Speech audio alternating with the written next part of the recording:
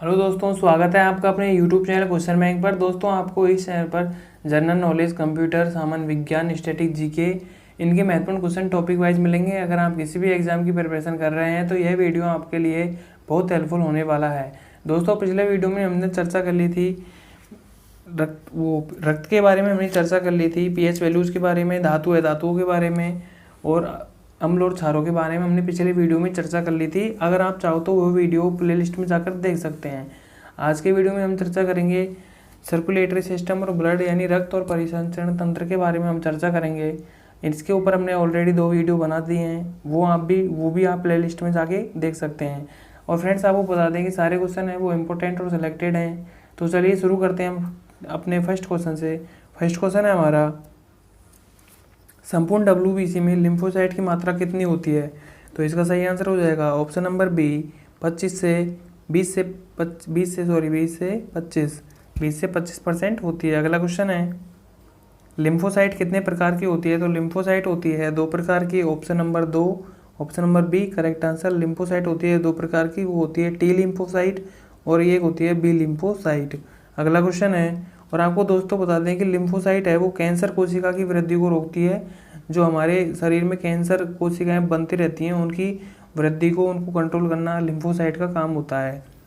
चलते हैं अगले क्वेश्चन की तरफ। अगला क्वेश्चन है हमारा, संपूर्ण WBC में मोनोसाइट की मात्रा कितनी होती है?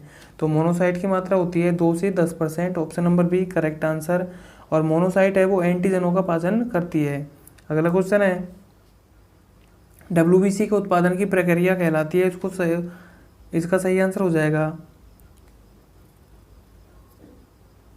ल्यूकोपोएसिस होता है। इसका सही आंसर ल्यूकोपोएसिस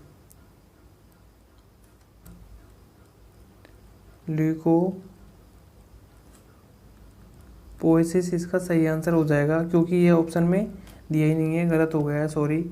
अगला क्वेश्चन है, सबसे बड़े आकार की जो है वो WBC कौन सी है? तो इसका सही आंसर हो जाएगा monocyte. Option number A correct answer. और इसका अगर लाइफ की बात की जाए तो इसका जो जीवन काल होता है वो 10 से 12 घंटे होता है। ओनली लिम्फोसाइट है वो, लिम्फोसाइट का जो सर्वाधिक जीवन काल होता है, लिम्फोसाइट का जीवन काल सर्वाधिक होता है। अगला क्वेश्चन है, कणिकीय WBC का जीवन काल कितना होता है? तो कणिकीय WBC का जीवन काल होता है 7 से 10 दिन। Option number C correct answer. अगला क्वेश्चन है, WBC का प्रमुख कार्य क्या है? तो WBC का प्रमुख कार्य है प्रतिरक्षा क्षमता बढ़ाना। अगला क्वेश्चन है हमारा, प्लेटलेट्स का अन्य नाम क्या है? प्लेटलेट्स का अन्य नाम हो जाएगा thrombocyte. Option number B correct answer. अगला क्वेश्चन है, प्लेटलेट्स की कमी से होता है, तो इसका सही आंसर हो जाएगा थ्रोम्बोसाइटोपिनिया, इसका सही आंसर। तो अगला क्वेश्चन हो जाएगा हमारा, प्लेटलेट्स की वृद्धि से कौन सा रोग होता है? तो इसका सही आंसर हो जाएगा थ्रोम्बोप्लास्टिन, इसका सही आंसर हो जाएगा थ्रोम्बोप्लास्टिन हो जाएगा। और चोट लगने पर रक्त का थक्का भी इसी के रिसाव से बनता है। अगला क्वेश्चन है हमारा, थ्रोम्बोप्लास्टिन के निर्माण की प्रक्रिया क्या कहलाती है?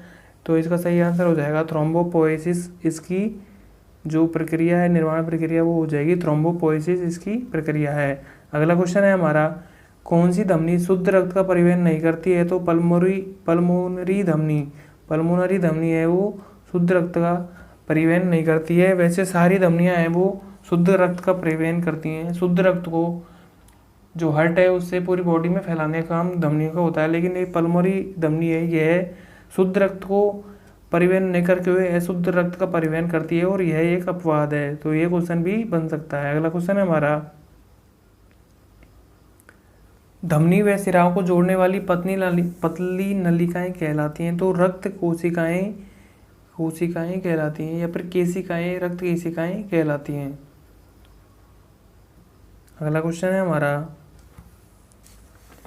धमनी व सिराओं को जोड़ने वाली कोलेस्ट्रॉल जमाव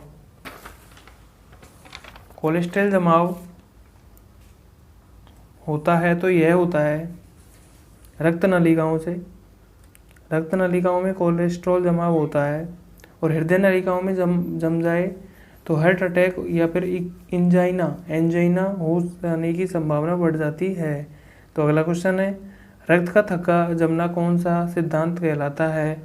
तो इसका सही आंसर हो जाएगा कैस्केड सिद्धांत कहलाता है। Option number A correct answer. और इसका जो इंट्रो है, इंट्रोडक्शन करवाया था मैकफेरेलेन ने इसका जो इंट्रो करवाया था। रक्त का थक्का बनाने में सहायक होता है, तो इसका सही आंसर हो जाएगा ऑप्शन नंबर ए और B. Option number D correct answer.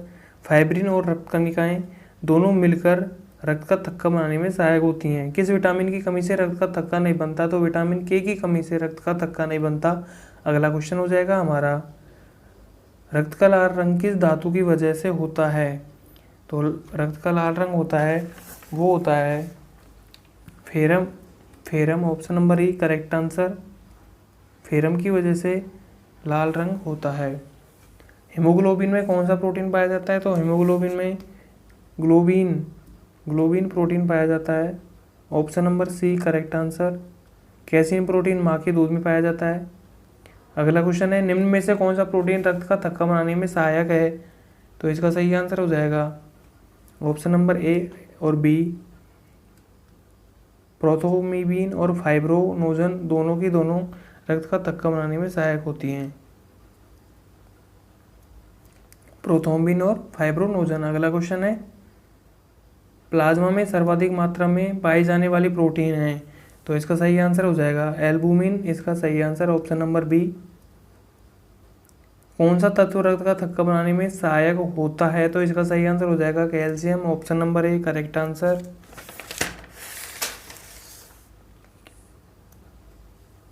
निम्न में से कौन से प्रोटीन का निर्माण लीवर में होता है?